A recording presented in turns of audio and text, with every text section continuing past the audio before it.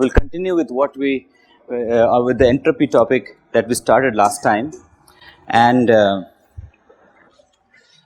we mostly talked about, in fact we exclusively talked about reversible processes in the last class, and we said that ds equal to dq over t for a reversible process. That's the definition of entropy. And for a cycle, dq over t is 0. In fact, we first did it for a cycle, then we came down to a process for which we said the integral should depend only on the end points, beginning and final states of the system. So we can define a state property, a property which depends only on the current state of the system, nothing else, not the path. So we converted what was a path function to a point function, and we wrote that s delta s over a process, over a reversible process, equal to integral of dq over t. Okay, today we will make use of this entropy to define what's called a TS diagram. And again, if some of you may have seen this before, it happens to be one of the most useful things in engine analysis, which we'll take up after the midsem. So most of our basic fundamental topics are done by this week, or a little bit left in the following week, and week following midsem, not this coming week. And we'll have one tutorial on this entropy and some problem solving, and then we'll move into analysis of engines, different kind of engines, engine cycles, and how different components of a gas turbine engine works. But so we'll do that, and TS diagram will go to what do you do for irreversible process or cycle, and then present the final thing, which is called Gibbs Equation. It combines first law and second law into one equation, and it happens that that's the most useful equation in all of thermodynamics. So that is the end of today's lecture. I will go a bit quickly over these topics, leave the proofs more the way we did the last time, more for the end if you have time. We also want to give out the last tutorial answer sheets back, so that you have them handy for your midsem. So, so if you have questions, if you have big questions, let's wait until the end of the class. We will hopefully have some time, but I want to cover up to this point. And then of course I want to tell you about the midsem. Reversible process, we did all this thing in the last lecture by starting with a general reversible process, any reversible process, replacing it with 2 reversible adiabats and 1 reversible isotherm. We were trying to get to Carnot cycle. That was the idea, because Carnot cycle we know much more about. We can handle it fairly well. We analyze. We know how to apply things to Carnot cycle. We know Carnot cycle is valid for second law and vice versa. So I'm going to take a step further to say that the 2 elementary processes that we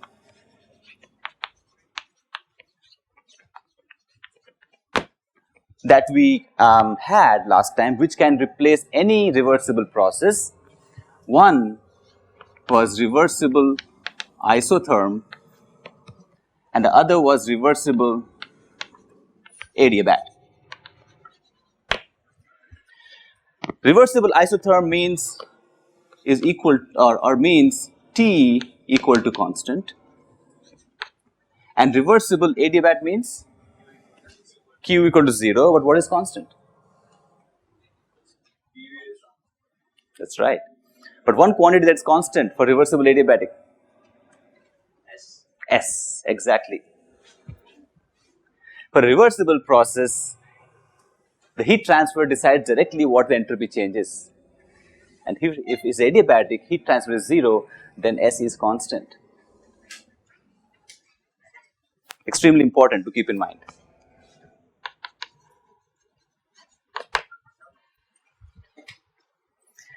So, these two are our basic steps, basic building blocks now for any process. So, what if we drew a diagram which was with T and S were the two coordinates, not P and V. With that,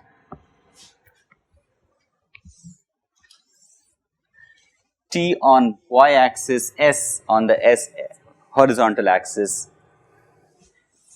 Any reversible process, let's start with this, can be identified on this as some change in entropy and some change in temperature. You can think of something like this. It's like x and y coordinate. You can represent any curve. Here T and S coordinate, you can represent anything. You can represent an irreversible process as well. We'll come to that. And the cool thing is that when we write ds equal to dq over t, reversible, let's write this reversible dq equal to t ds. So, q, if it's a reversible process, is the integral. As simple as that. So, graphically, when T and S are the coordinates, T ds is the area enclosed.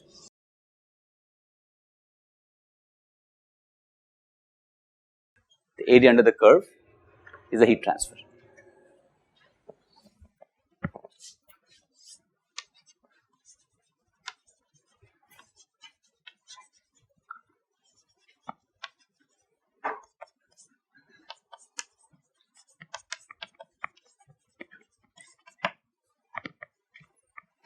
But all of this is again for reversible process.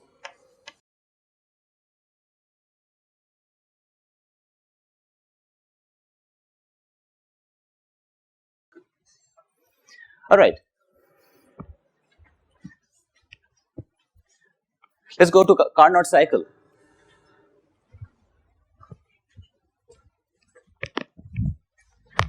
How would you show a Carnot cycle on TS diagram? The 4 steps is a rectangle, the simplest thing that you can draw.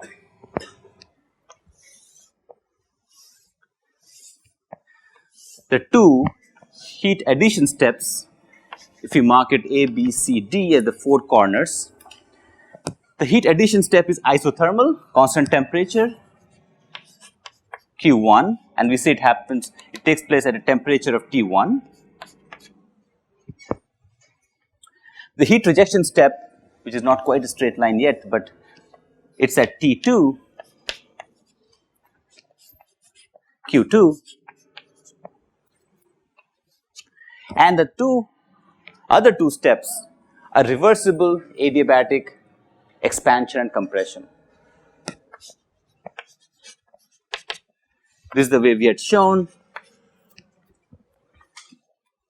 So, when we have reversible adiabatic steps, they are constant entropy. So, this B and C both are at a constant value of entropy, let's call it S2, this is S1, and that's your Carnot cycle. Yes, question? Yes. From B to A to B. Which one?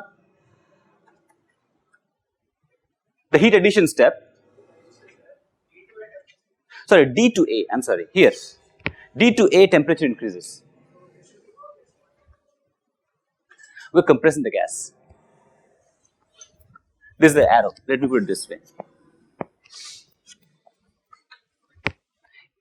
You had if you so wish, I can draw, trying to conserve board space again to save time. Let me draw a small version of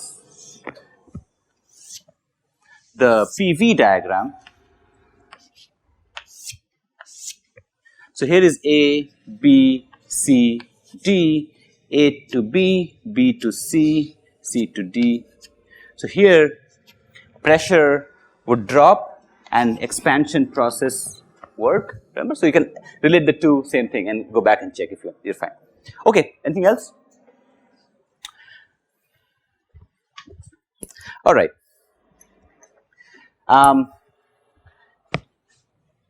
Now a small thing, if, let me draw another diagram here, which will make the point somewhat easier to see.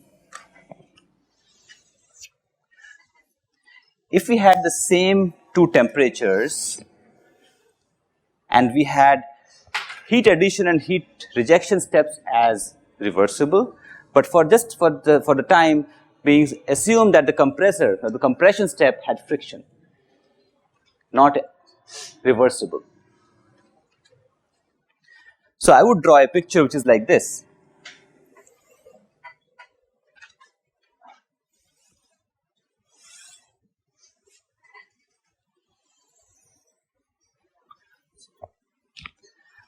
So let's say A and B are same as the reversible process on the left, but C and D are now different states. So to make it clear, let's call this a irreversible process. So I try to use a dashed line.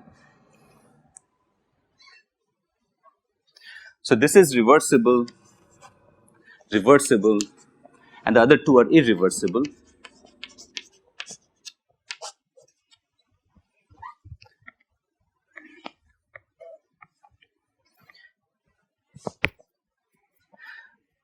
What you can see clearly is if you apply the heat integral under this line AB is a heat addition, right, in the process AB. If these two diagrams are exactly same, if A and B states are exactly same, the heat addition is same in the two cycles. What about heat rejection? Higher, which means the work output is lower and the efficiency is lower.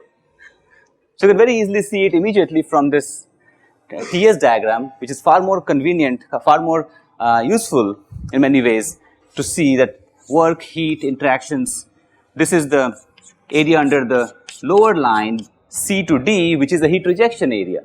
That area suddenly become more because of the irreversibility of the compression expansion steps only. The heat rejection step, this is reversible, only then we can apply the area under the curve, remember that. I am saying only these two steps, the work interaction steps are, adiabatic steps are, have losses. Clear? These make very good questions for the midsem. Explain it again next time, later. Let me cover the material. At the end of the class, I will probably have time, or we have the open hour tomorrow or Saturday. Yes? Can the length of CD may be smaller than the depth of Carnot cycle? Can CD be smaller than Carnot cycle? I'll let you think about it.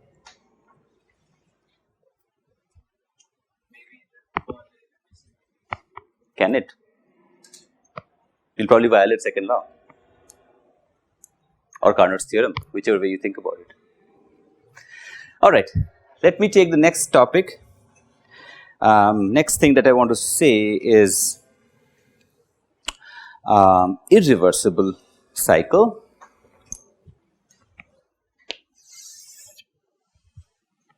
Or process. Yeah. The second diagram showed how a irreversible heat engine between the same T1 and T2 temperatures would have different heat interactions which will lead to different work and lower efficiency. Good question.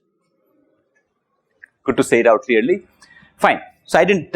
What we are saying is W between the two. We were saying that Q1 same between the two cycles. Q2, if we call this Q2 prime actually, Q2 prime is less than Q2. Q2 is for the ideal reversible cycle. By applying first law, we can say W to, no, I made a mistake. The Q2 prime has to be larger. We have more area under the lower curve. Q2 prime is larger. W2 prime is less than W2. I'm talking about the net. No, not W2. W net. W net. W prime net. W prime is for the irreversible cycle is smaller than the work output of the reversible cycle, and so efficiency of irreversible cycle is efficiency of the reversible Carnot cycle. You can probably make the connections if you just think about it a bit. Yeah. Q1 is same. I said A and B are the same. I take the same length here, although my drawing is not that perfect. So I'm saying Q1 is same. Q2, if the irreversibility is Q2 has to be more. The graph shows it. For an irreversible cycle, we will try to, or an irreversible process, we'll try to get these relations, what we had done for a reversible case earlier, and we will start with again the ideas of Carnot engine and place two engines. One is irreversible, one is reversible. Reminds us of all the derivations we have done for second law.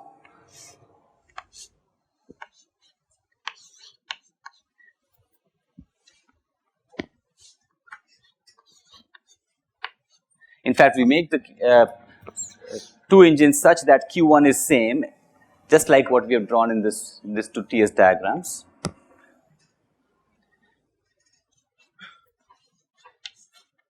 Q1 and Q2 are for the reversible engine and W. For the irreversible engine, let's call it W prime and Q2 prime. The source at T1, both the engines operating between the same source and sink at T1 and T2. So what we have drawn in terms of TS diagram here, I am showing it in terms of the block diagram of engines.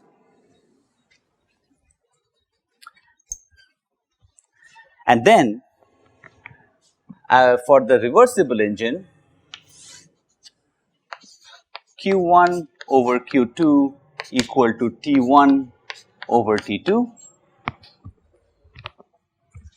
Fine, the way we have defined our absolute temperature now denoted by T1 and T2, and so we had written Q1 over T1, we had done this before, minus Q2 over T2 equal to 0. This came up when we had the absolute values of Q. Do we recollect this from the last class? We did it. If you take only the magnitudes of Q1 and Q2, they are in the ratio of the temperatures. They can't be negative, obviously. Absolute temperature never goes to negative. It's always positive. With that, I've just rearranged it to write it this way. If you bring in the signs, we said Q1 is always positive because it's heat added to the system, and Q2 is always negative, so we place the additional negative to make it positive. This was what we had done. All of this is for the reversible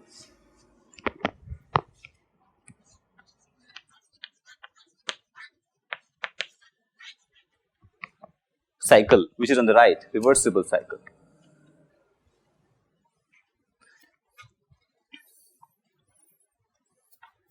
And we replace this as summation over the reversible cycle as Q Qi over Ti, if you so wish, equal to 0. I representing the 4 steps 1, 2, 3, 4.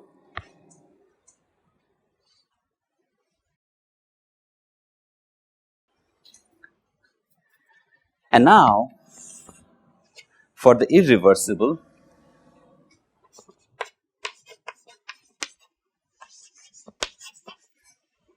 heat engine cycle,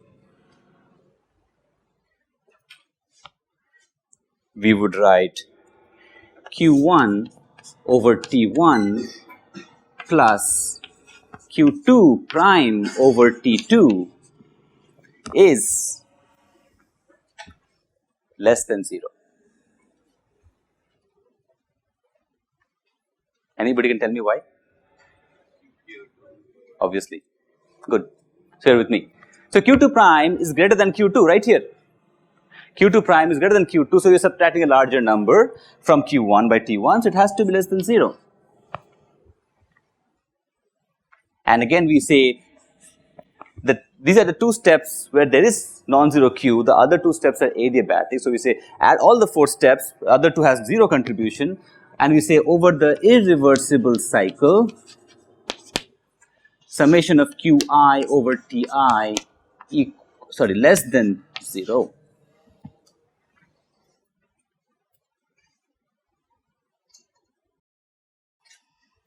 More of the heat has to be rejected than as compared to a reversible cycle if we have additional losses, irreversibilities. Carnot cycle is the best because it rejects the least amount of heat and gets most of the work output. So, once we do that, then I will make the other 2 connections. This one we generalized to integral over a cycle of dq over t is equal to 0. This one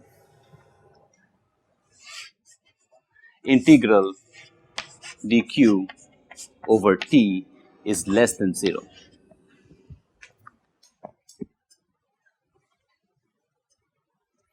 We did very elaborate derivation when we went from Carnot cycle to any reversible cycle.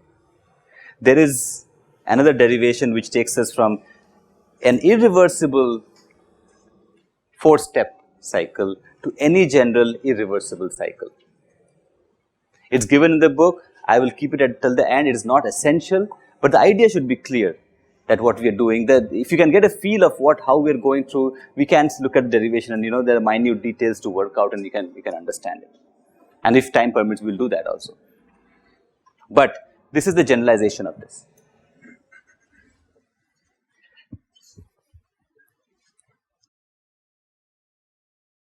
And together they are often written as dq over t integral over any cycle.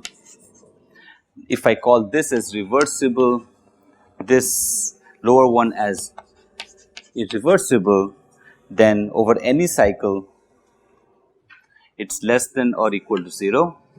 And this is another way to present second law for any thermodynamic cycle. Only thing we are saying is starting from one point, one state of the material, system, gas, pressure, temperature, come back to the same pressure and temperature. And it happens so that most of our engines can be idealized in that process, in that kind of a situation. So, this is for any of those, this is true. Okay. So, we have got what was equivalent to this dq over t being 0, we have got less than 0. And if you think about entropy for an irreversible process,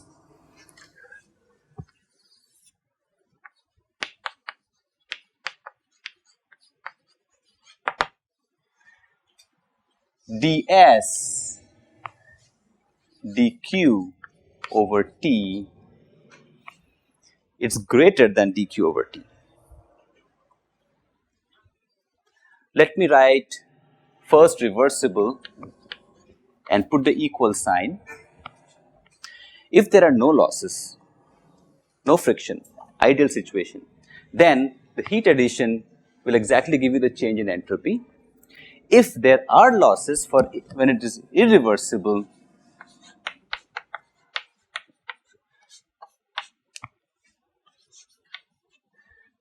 the heat addition will give you a change in entropy, but that will not be all. There will be additional change in entropy because of friction, because of the losses. So this is it.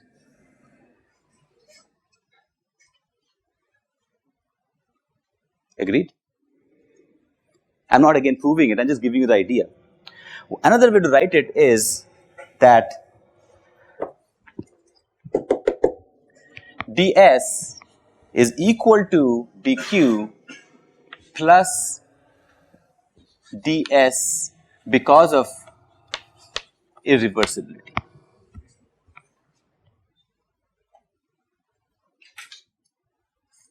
Let me write it a little bit more cleanly, that will make it easier. Let me go back to my inequality and I write a third expression which is ds equal to dq over t plus additional changes because additional entropy rise, increase, additional change in disorder, as we call entropy as disorder of the system because of friction and other losses.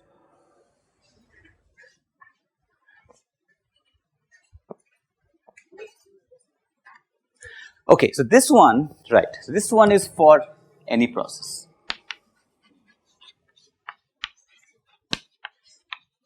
If the process is reversible, then the second term is 0. So we have dq over whatever the heat addition will directly give you the change in entropy. So this equation boils down to here for reversible. If it is irreversible, then this is non-zero, greater than 0. So then again this inequality holds.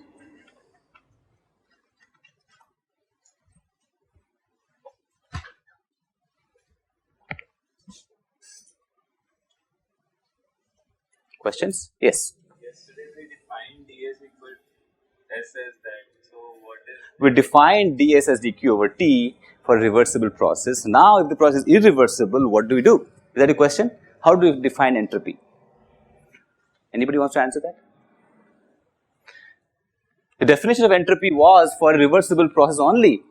So what if the process is irreversible, not reversible? Then how do we define entropy? Or change in entropy, I mean. Entropy is always relative. We said that the change in entropy over a process, this is the diagram I made last time. The change in entropy over a process 1 to 2 is the same whether it goes by a reversible path or an irreversible path. So if we know the endpoints, we can define a reversible path. The change in entropy that will compute using this formula has to match the change in entropy over the non-reversible path. Easily said than done, but at least the idea is that. This form is actually very rarely used in practice. What is more useful is this guy, far more useful. It gives you a way to calculate entropy directly from pressure and temperature that you can measure. You don't have to worry about heat transfer. It's easy to see heat transfer in this, but not so easy in any other process.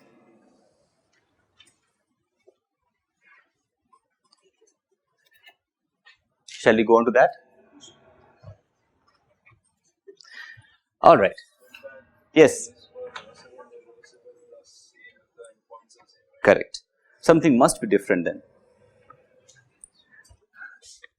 I'm saying ds is same. Something must be different. You got it?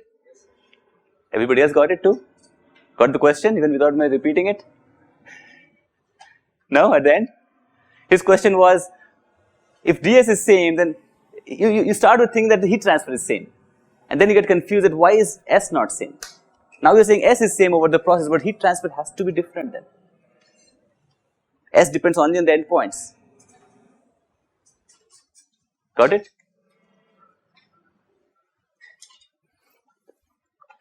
Entropy happens to be probably the most tricky business in thermodynamics. It also happens to be the most useful thing in thermodynamics. So we have to get used to it and at least know how to handle it, how to compute it. So that takes us to Gibbs equation, and I'm going to do a very quick few steps to get to the main idea.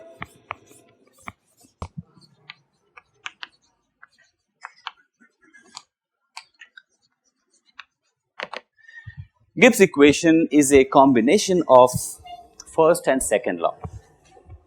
So here is first law,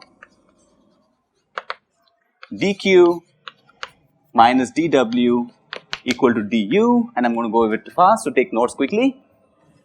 Second law says dq equal to t ds for a reversible process. The first one is applicable to any process, reversible or not reversible. We will take, let's say gas, air, going through an engine for example, and its pressure and temperature changes at every point, pressure, temperature, volume, whatever you say. So pressure, temperature, specific volume, density, all of these are properties that we're familiar with. Add a few more, internal energy, enthalpy. Gibbs equation will combine all of this into one and get over any other details. We'll get one equation to use all of these things together, and entropy. Well, I'm using lowercase for specific quantities you can use, and this is uppercase entropy of the whole system. So we'll assume a gas which is going through a process. The work done is the displacement work, P dV, so I'm going to say dW equal to P dV.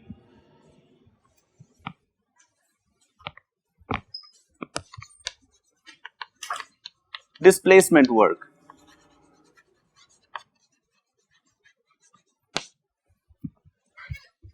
Okay? So now I'm going to combine these equations together. I would write dq equal to du plus dw, which is du plus p dv. On the left hand side, I'm going to write T, temperature, times ds.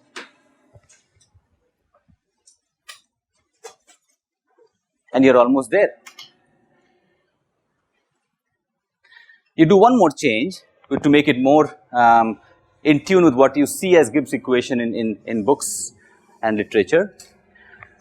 We put H, enthalpy, equal to U plus PV. That's the definition of enthalpy. So we say dH equal to du plus P dV plus V dP. And combine all of this together, we say dds equal to dH minus V dP.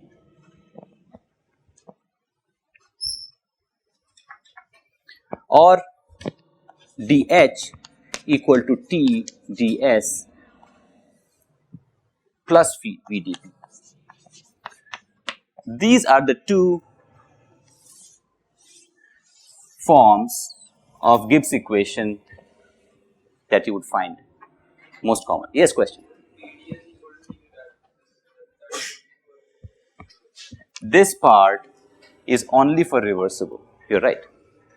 So let's assume we are doing it only for reversible for time being. We agree? If it is reversible, we are fine, right? Okay. So let me finish this. I'm going to convert all of this into specific quantities and say T d lowercase s. Just for the record, we should keep this equation handy in terms of lowercase h, lowercase v dp, and then here it is dH equal to T ds plus V dP. The specific volume is many times replaced by 1 over density.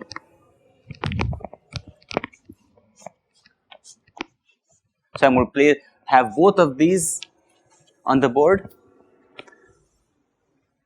And here are two additional forms of the same thing. that you come across as Gibbs equation.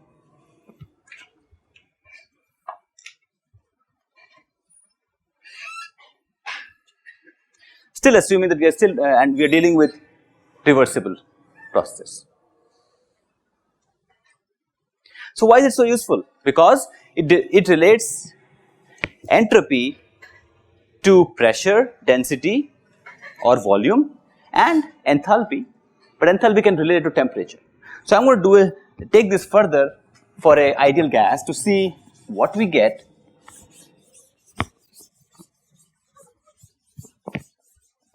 as the relation between entropy and the fluid properties.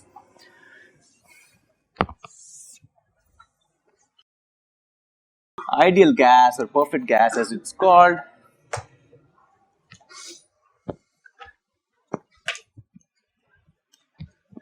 We have P equal to rho RT. That's one form of ideal gas law that we are by now know by heart. So and Cp, sorry, H dH equal to Cp dt. Lowercase Cp, probably right, per unit mass. Yeah, I tend to correct. Let's put lowercase Cp. Although my lower and higher uppercase tend to look the same. But never mind, as long as we know what we're talking about, that's good. Good point. Okay. So T ds. So let's take this equation.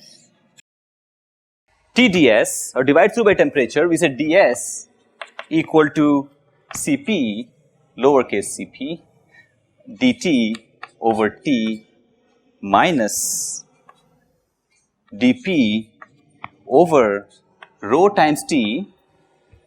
Rho times T will replace by pressure and R. Fine? Fairly straightforward. So we integrate between 2 points of a process, for example, on the right hand side plot, 1 to 2, we say S2 minus S1 equal to Cp log of T2 over T1 minus R log of P2 over P1. Here it is. Compute entropy directly from pressure and temperature. And not bothered about dq or whether it's reversible or irreversible. This equation applies to both. And that's the catch. Why? I said, here's the equation we derived, which tells us entropy, gives us entropy as a function of temperature and pressure. We can use that directly to compute S2 and minus S1 change in entropy over a process. We don't have to worry about dq, if there is heat transfer or not, or anything else happening in the process. All of them come into this one equation. As long as we know temperature and pressure, we can compute entropy without knowing work and heat interaction. And the best part is this equation can be applied to reversible and irreversible processes. Although the derivation used the fact that this part is specifically for reversible step, reversible process, and PDV was only for displacement work.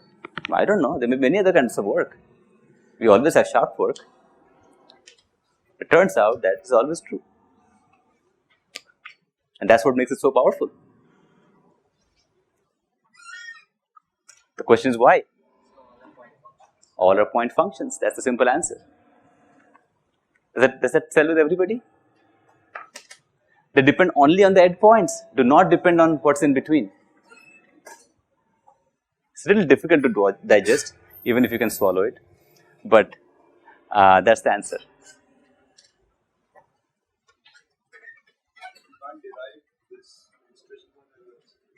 Well, we can't derive because irreversible has an inequality. How can we get an equality out of an inequality?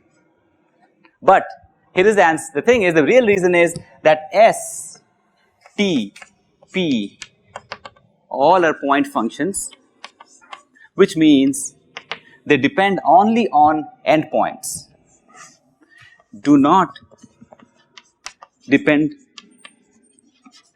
on the path, and the path can be reversible or irreversible. In both situations, it is valid. Let's look at it this way. Given the endpoints, let's assume that we have our gas turbine engine, where air starts at ambient conditions, goes through a compressor, goes through combustion, turbine, and so on and so forth. At any 2 points, for example, across the compressor, you can stick in a probe and measure the pressure and temperature before and after. Let's say before is ambient, which we kind of know from standard atmosphere. After the compressor, you have to put in a probe to find out. Once you have that, the change in entropy is given by this, irrespective of what the compressor did in between. And the reason is, whatever the compressor did doesn't matter. You can always define an equivalent process which had a reversible heat transfer and a reversible displacement work, which will give you the same thing, and for that reversible process you can compute using this. Once you have computed, the answer is same.